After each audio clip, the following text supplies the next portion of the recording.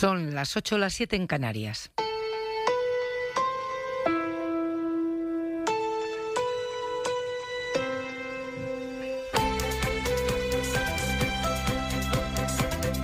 En la cadena SER, hora 25.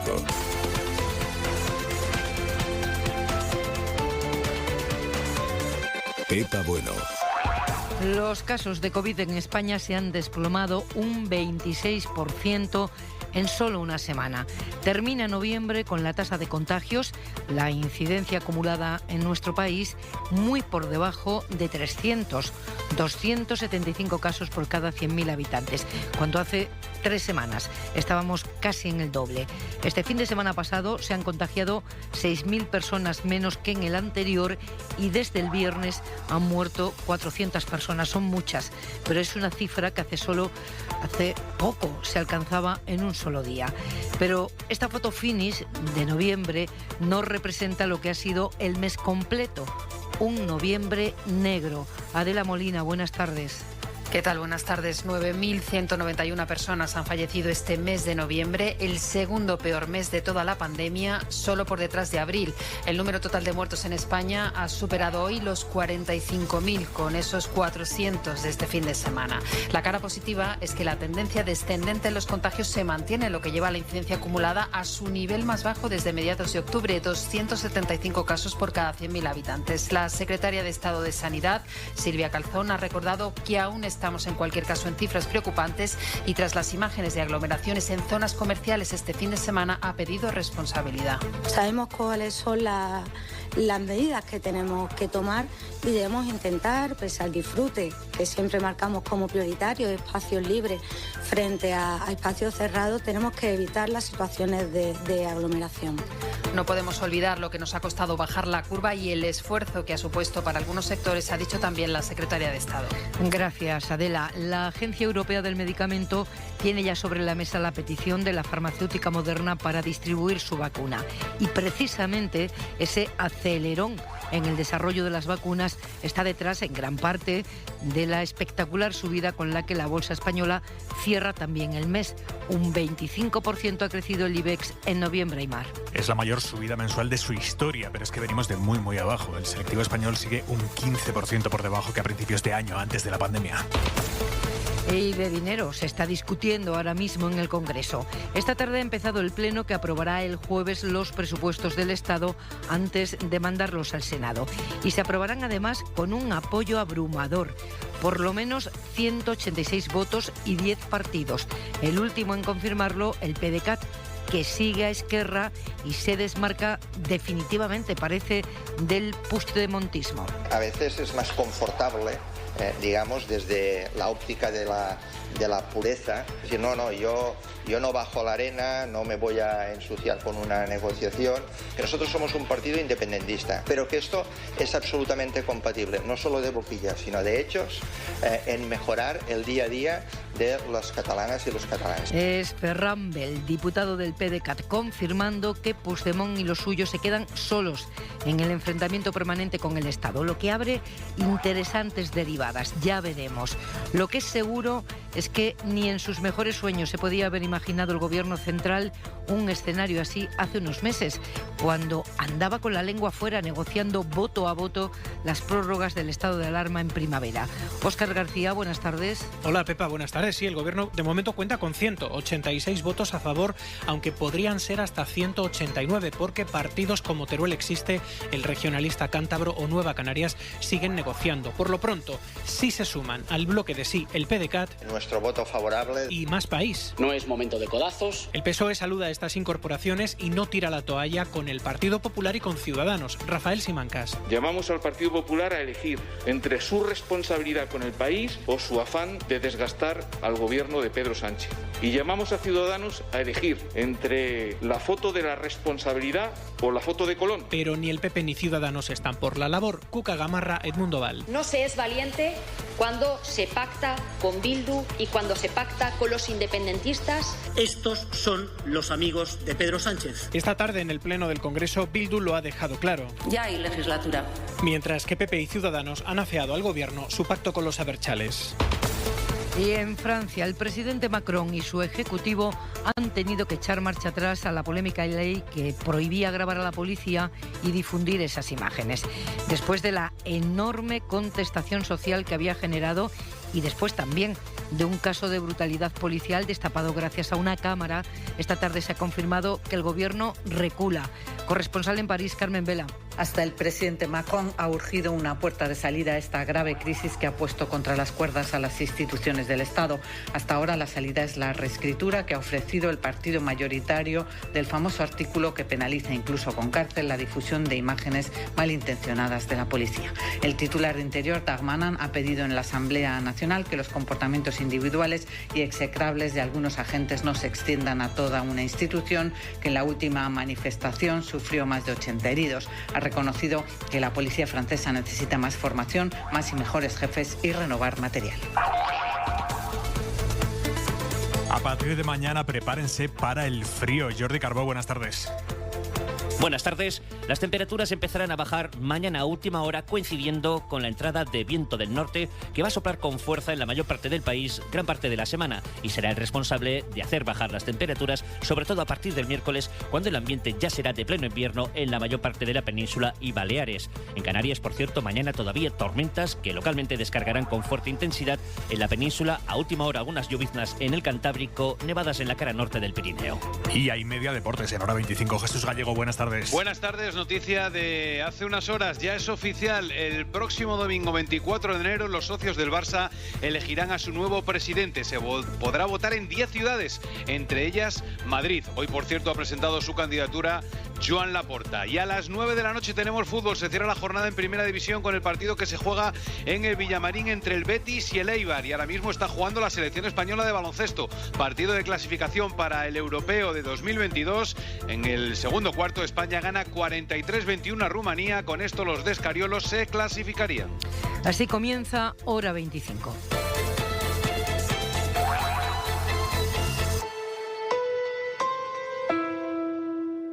Esto es muy fácil. ¿Que siendo buen conductor me subes el precio de mi seguro? Pues yo me voy a la Mutua.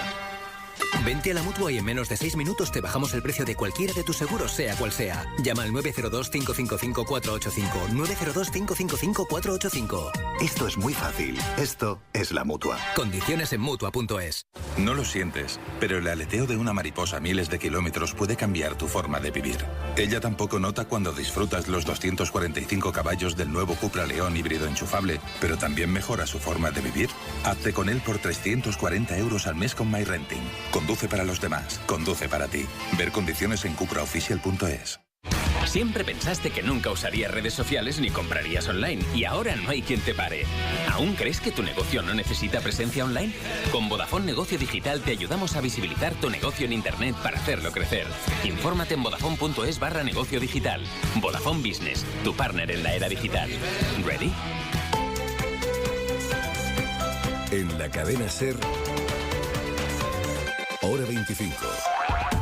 Ahora que la farmacéutica Moderna ha presentado ya hoy oficialmente su solicitud para que la Agencia Europea del Medicamento le permita empezar a distribuir ya su vacuna, una vacuna que tiene una eficacia de más del 94%, ahora que Moderna ha registrado ya esa solicitud en Europa, Griselda Pastor, buenas tardes. Hola, muy buenas tardes. ¿Cuánto puede tardar en responder la Agencia Europea del Medicamento? ¿Cuándo podrían empezar a inyectarse en la Unión las primeras vacunas de Moderna? Bueno, eso va a depender mucho del tiempo que tarde el laboratorio en producir sus dosis a partir de obtener la luz verde de la Agencia Europea del Medicamento, ¿no? Pueden ser 2, 3 semanas. La Comisión desde hace varios días trabaja con el plazo de mediados de diciembre. Es evidente que el plazo, nos han dicho, se mantiene para cumplirse, por lo que podemos dar por hecho que la autorización llegará antes de Navidades. Más allá de ese prototipo en concreto, el de Moderna, también está a punto de ser autorizado por Europa la de Pfizer, pero, por ejemplo, Reino Unido quiere ir todavía más rápido que la Unión, quiere demostrar que su agencia reguladora también es muy potente y va a empezar a suministrar la de Pfizer muy pronto. Mariola Lourido, buenas tardes. Buenas tardes, Aymar. Sí, Boris Johnson se ha lanzado a la carrera para ser el primero en vacunar. Tras el Brexit, puede tomar la decisión de ir por libre y autorizar las vacunas, según aclaran a la SER fuentes del Ministerio de Sanidad, su agencia reguladora de los los medicamentos ya no depende de la europea y además, como bien dices, quiere demostrar que sus evaluadores son tan válidos como los de Ámsterdam. Con su anuncio, Reino Unido quiere competir por días u horas con la FDA. La Agencia de Estados Unidos ha fijado para el jueves de la semana que viene, para el 10 de diciembre, su reunión para decidir si le concede a Pfizer el permiso de emergencia. Mientras, la Agencia Europea dice que sigue con la revisión de datos y podría dar su autorización condicional, como dice Griselda, antes de que termine el año. Hemos hablado de la de Moderna, hemos hablado de la de Pfizer y hay noticia también con la vacuna rusa, porque Hungría, país de la Unión Europea, Hungría tiene intención de empezar a usar la vacuna rusa, aunque no haya sido aprobada por la Agencia Europea del Medicamento. Y Bruselas dice que adelante, Griselda. Exactamente. Hoy hemos entendido que la Agencia Europea del Medicamento puede dar su opinión, pero que los gobiernos pueden considerar que por razones de fuerza mayor, por razones de urgencia, exactamente, necesitan hacer algo que esa agencia no haya utilizado. Será su responsabilidad, han dicho hoy los portavoces de von der Leyen, si Hungría quiere intentar iniciar su tema con esta vacuna rusa. No, podrían hacerlo otros gobiernos con esta vacuna rusa o con cualquier otra, sin esperar la decisión de la Agencia del Medicamento, pero hay un pacto entre la mayoría de gobiernos europeos para no hacerlo, porque quieren dar garantías al ciudadano que las vacunas que lleguen a los Estados miembros habrán pasado todas las pruebas necesarias. ¿Y qué pasa con la vacuna española? Bueno, pues el prototipo español de vacuna contra la COVID, el primero, empezará sus ensayos con humanos dentro de 3 meses y tardará por lo menos un año en completar esos ensayos. Hoy los principales virólogos de España se han lamentado de la irrisoria cantidad de dinero que se invierte aquí en España en este tipo de investigaciones. Para hacernos una idea, cada uno de los proyectos españoles de vacuna contra el COVID dispone de 2 millones de euros. Pfizer ha contado con 2.000 millones de euros. Javier Gregory. En cada uno de los laboratorios de Moderna, Pfizer o AstraZeneca trabajan ahora más de 600 científicos y cuentan además con una inversión por proyecto de 2.000 millones de euros. Sin embargo, la primera vacuna en España contra la COVID-19 no comenzará a ensayarse en humanos hasta dentro de 3 meses. Y esto se debe a falta de medios e inversión, según han advertido los científicos españoles que trabajan en este campo, como Luis Enjuanes del CSIC. En nuestro caso, hemos recibido cantidades de 1 o 2 millones, o sea, la diferencia es muy grande. Sin embargo, estos científicos españoles insisten en la necesidad de que nuestro país disponga de su propia vacuna. Sobre el orden en el que nos vacunaremos, sabemos ya, lo dijo Sanidad la semana pasada, que primero serán los ancianos de las residencias, quienes las atienden, los sanitarios en general y también los dependientes que vivan en sus casas. Y a partir de ahí, el orden del resto de colectivos pues ya no está nada claro. Pero los expertos en nutrición piden al gobierno que priorice la vacunación de las personas con obesidad, porque son un grupo de muy alto riesgo. Teresa Rubio. De hecho, en su caso se duplica el riesgo de hospitalización. La posibilidad de ingresar en UCI se incrementa un 75% y tienen un 50% más de posibilidades de morir que una persona que está en su peso. Por eso deben ser de los primeros en vacunarse. Albert Lecube es vicepresidente de la Sociedad Española de Obesidad. Tras sanitarios y personas mayores. Y en el momento de priorizar a ese 25% de la población española con obesidades moderadas o graves, yo creo que sería innegociable avanzarlas a las primeras campañas de vacunación. El Reino Unido ya ha establecido, por ejemplo, que se vacunará a las personas con obesidad antes que a los adultos sanos mayores de 60 años. Y sobre lo que no lo monopoliza todo, que son las Navidades, a la espera de lo que finalmente se decida entre el Gobierno y las comunidades, Cataluña se ha adelantado hoy y anuncia que permitirán reuniones de 10. Lo ha dicho su principal responsable de la gestión del COVID, Josep María Argimon. Yo creo que serán 10. Creo que serán 10 personas. Esto lo podemos decir porque es lo que está ya en nuestro plan de reapertura. Así que 10 personas a partir del día 21 de diciembre y que no pertenezcan a más de 2 burbujas familiares. Los niños posiblemente no cuenten porque no son grandes contagiadores. Podrían no contar porque el riesgo de contagio es pequeño. Podrían no contar, eso lo van a decidir en las próximas semanas. Y Euskadi también acaba de proponer que sean 10 personas en las cenas y comidas de Navidad, pero avisa a la consejera Gotzone Sagardui que la Navidad no es un periodo libre de riesgos. La Navidad no inmuniza. Debemos seguir actuando de manera estricta. Y para estrictos, en Italia, ni 10 ni 6 ni nada. Italia va a mantener durante las Navidades el toque de queda a las 10 de la noche. Dice el gobierno italiano que permitir cenas numerosas esos días provocaría una masacre, es literal. Informa desde Roma Ismael Monzón. Sí, las restricciones actuales se mantendrán, es decir, toque de queda a las 10, cierre de bares a las 6 o incluso se ampliarán con la prohibición de viajar entre regiones y la posibilidad de imponer una cuarentena para quienes vengan del extranjero. Pero es que, por un lado, Italia sigue inmersa en la segunda ola, hoy con 672 fallecidos y más de 800 algunos días de la semana pasada. Y por otro, ayer se levantó el confinamiento en ciudades como Milán o Turín y hubo desbandada de gente de compras. Por eso hoy los virólogos han salido en tromba, como Massimo Gali del Hospital Sacco de Milán, que dice que si no se mantienen las restricciones volveremos a lo mismo del verano. Y esa situación sería una nueva masacre, dicen en Sanidad. Alemania ha creado hoy su Reserva Nacional de Salud. Es una reserva de material sanitario, sobre todo de mascarillas. Las van a almacenar en 19 lugares distintos del país para estar preparados ante una nueva emergencia sanitaria inesperada. Pretenden tener una reserva de material como para autoabastecerse durante 6 meses al menos. Aquí en España, después de cómo nos las vimos y nos las deseamos en la primera ola para conseguir aquel material en el extranjero porque nos faltaba producción nacional, después de aquello el gobierno también anunció que se iba a crear una reserva por lo que pudiera venir. ¿En qué punto está esa reserva española de material sanitario, Mariola? Bueno, pues mira, Aymar, ya es casualidad, pero Sanidad acaba de informar hace unos minutos de que ha terminado, aunque eso sí, con más de 2 meses de retraso, ha terminado el proceso de adjudicación de contratos para hacer la gran reserva estratégica que anunció en verano, un megacontrato de 2.500 millones de euros para comprar en 2 años 3.700 millones de batas, mascarillas, guantes, gafas, test.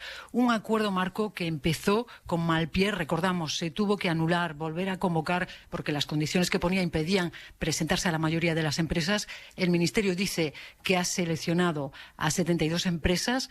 Ahora serán las comunidades autónomas las que tendrán que contactar con estas adjudicatarias para reservar material, aunque todavía están firmando los contratos. Mariola, gracias. Hasta luego. Y posiblemente recuerden la polémica que se montó en su día porque Sanidad no quería dar los nombres de todos los expertos que formaron el comité científico que asesoró al gobierno, por ejemplo, sobre los cambios de fases durante la desescalada.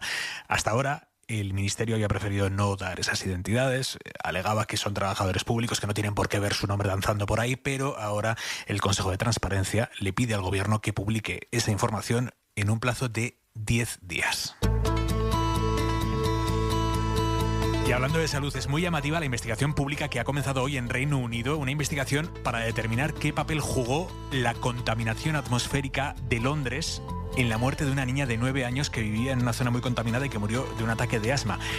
Depende de lo que salga de esa investigación, puede sentar precedente. Corresponsal en Londres, Begoña Arce. Ella tenía 9 años cuando en febrero del 2013 murió de una crisis de asma, la definitiva de las muchas que había sufrido a lo largo de los últimos 3 años. La enfermedad le había costado más de 30 hospitalizaciones y terminó quitándole la vida.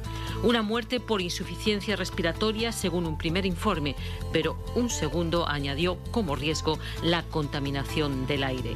Ella vivía a menos de 30 metros de una de las grandes arterias de circulación de la capital, la South Circular, donde los embotellamientos son continuos y el nivel de contaminación sobrepasa a menudo los límites legales permitidos. Las fechas de las hospitalizaciones de la niña coinciden con el registro de los niveles más altos de dióxido de nitrógeno y de partículas en suspensión en aquella zona. La investigación que hoy ha comenzado tiene previsto durar 2 semanas y puede sentar un importante precedente.